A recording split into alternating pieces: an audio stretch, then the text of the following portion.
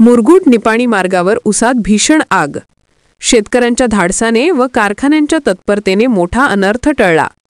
मुरगुड निपाणी रोडवरील हॉटेल गावतच्या समोरील ऊस शेतीला शॉर्ट सर्किटमुळे अचानक आग लागून परिसरात एकच गोंधळ उडाला.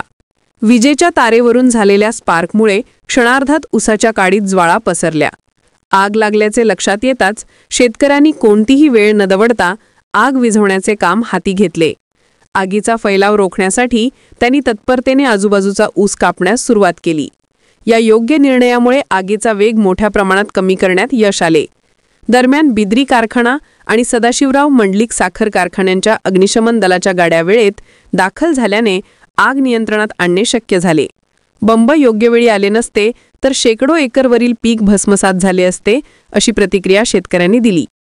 महावितरणच्या अधिकाऱ्यांनीही घटनास्थळी धाव घेत संबंधित दांब्याचा विद्युत पुरवठा बंद करून मोठा अनर्थ टाळला.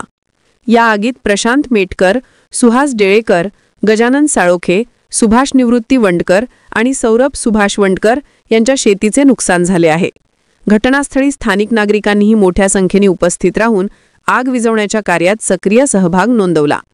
विशेष म्हणजे मुरगुड नगरपालिकेची अग्निशमन गाडी उपलब्ध असतानाही ती घटनास्थळी न आल्याने नागरिकांनी संताप व्यक्त करत नगरपालिकेच्या कार्यपद्धतीवर प्रश्नचिन्ह उपस्थित केले.